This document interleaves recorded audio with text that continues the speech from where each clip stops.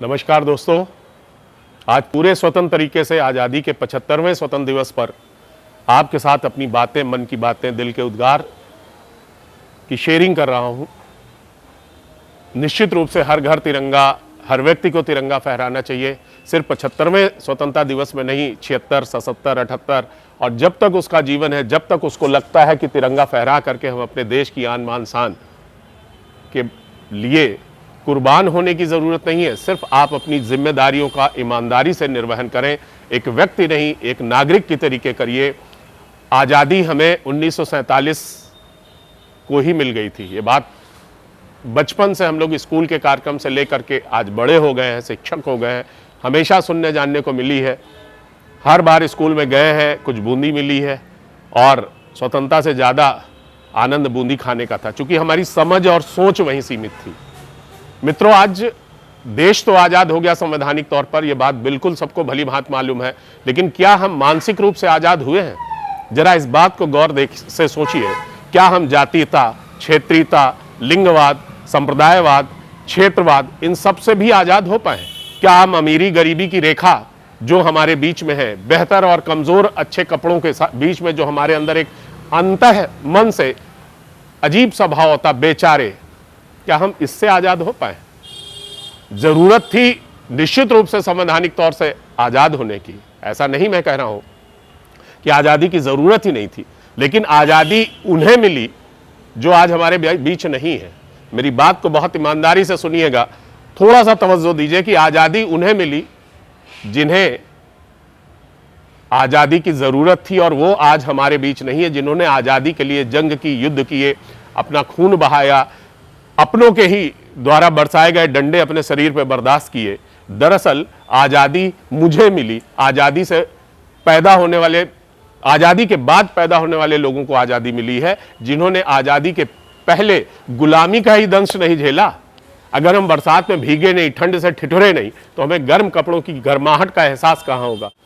दरअसल अगर हमें किताबों के माध्यम से, कहानियों के माध्यम से, या जो भी माध्यम है जो हमें पुराने समय की चीज़ों को बता सकते हैं, अगर हमने उन चीज़ों को देखा हो, हमारी अगली पीढ़ी ने उन चीज़ों को देखा हो, तो वास्तविक रूप से, निश्चित रूप से हम आज़ादी का आनंद लेंगे।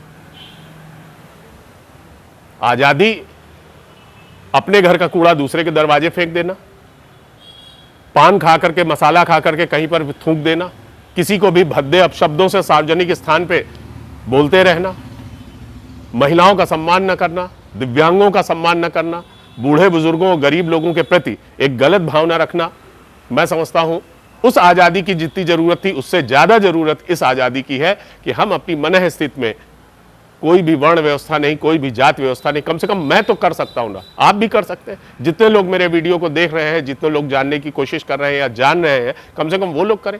एक शिक्षक अच्छे होनहार बच्चे के प्रति भी अच्छा भाव रखे तो कमज़ोर बच्चे के प्रति भी, क्योंकि कमज़ोर बच्चे के प्रति उसका अच्छा भाव रखना, उसकी ज़्यादा ज़रूरत होगी। दरअसल कमज़ोर को हमें ट्रैक पे लाना। आज मैं एक ऐसे कार्यक्रम में शामिल हुआ जिस कार्यक्रम में सड़क के कूड़ा बिनने वाले बच्चे, अनाथ बच्चे और ऐसे बच्चे जिनके माँ बाप खुद नहीं उन्हें पढ़ने देना चाहते हैं, आर्थिक समस्याओं के कारण या सामाजिक कुरीतियों के कारण या स्वयं व्यसन में लिप्त है, कोई ना कोई कारण है, उन सब बच्चों ने स्टेज में इतना बढ़िया परफॉर्म किया कि मेरे मुंह से अनायास ही निकल पड़ा, सीमित संसाधन और असीमित प्रतिभा। यह हमारी जिम्मेदारी है। ईश्वर ने, हमारे कर्म प्रधान समाज ने, हमारे माता पिता ने अगर विरासत में, या आज़ादी के रणबांकुरों ने अगर हमें विरासत में एक अच्छा स्वतंत्र समाज दे दिया है, तो हम उसमें स्वतंत्र होने दें। हम क्यों सीमित होते जाएं? लड़कियों को नहीं पढ़ना चाहिए, प्रधानमंत्री को नारा देना पड़े, बेटी बचाओ बेटी पढ़ाओ, छुआछूत अभिशाप है, ये नारा देना पड़े, इसका मतलब कहीं ना कहीं अभाव है। और बड़ी से बड़ी कुरीतियों से निपटा जा सकता है। मेरा बहुत अच्छा स्मरण है कि आज से 15 साल पहले, 20 साल पहले दहेज विरोधी अभियान चलते थे। आज धीरे धीरे जब हमारे घर की बेटियां शिक्षित होने लगी, पढ़ लिख करके होशियार होने लगी, पुरुष के साथ कंधे से कंधा मिलाकर चलने लगी, तो इस नारे की छवि और नारे का जो गूंज थी वो धूमिल पड़ने लगा।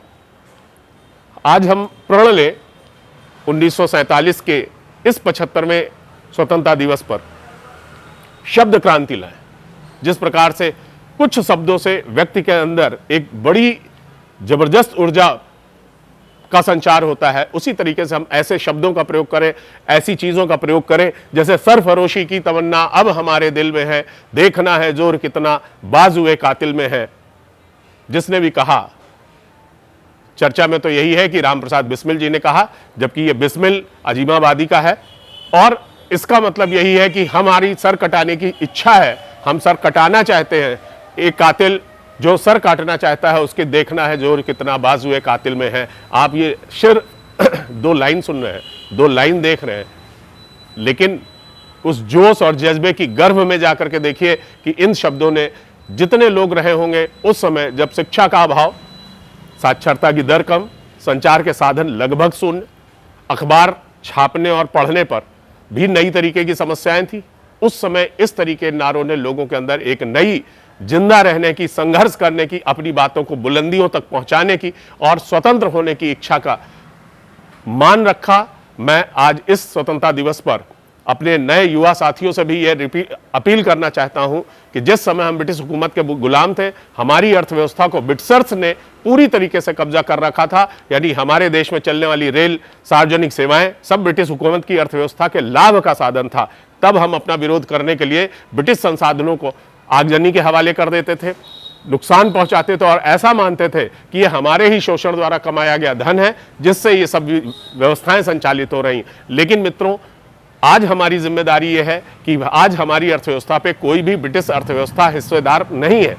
आज अगर हम आगजनी, तोड़फोड़, मारपीट ये सब काम करते हैं, इससे हमारे ही देश की अर्थव्यवस्था खराब होती है, कमजोर होती है और हमारी इस अर्थव्यवस्था को मजबूत करने के लिए सरकारी तंत्र को कहीं ना कहीं अतिरिक्त टैक्स लगाने पड़ते हैं या दूसरे जरूरत के संसाधनों पर कंजूसी करनी पड़ती है। तो मेरी आपसे इस वीडियो के माध्यम से अपील है और साथ ही साथ सरकार से भी अपेक्षा है कि वो एक पिता की भांति भारत में रहने वाले प्रत्येक नागरिक, प्रत्येक व्यक्ति की देखरेख करे, ना कि एक राजतंत्रात्मक व्यवस्था के शासक की तरीके एक नियंत्रण बनाने के लिए कि जो हम चाहेंगे वही युवाओं को करना होगा। तो निश्चित रूप से युवा सरकार जितना सुनिश्चित संयमित नहीं है और वो कहीं ना कहीं दिग्भ्रमित होता है, अपना कैरियर खराब करता है, देश की अर्थव्यवस्था को गर्त में डालता है और उसके बारे में जो एक सोच बनती है, जब भी वो नौकरी पाएगा, अलबत्ता तो नौकरी लायक नहीं रहेगा, अगर नौकरी पाता है या किसी भी सामाजिक जीवन को जीता है तो उसके लिए आम नागरिक देशभक्त होने के लिए बड़ा मुश्किल होता है। आज मैं आपसे यही अपील कर रहा हूं कि पूरा भारत विविधताओं में भी एकता है, इसलिए जरूरी है कि हम उस एकता को विविधताओं के साथ स्वीकार करें। धन्यवाद। जय हिंद, जय भारत।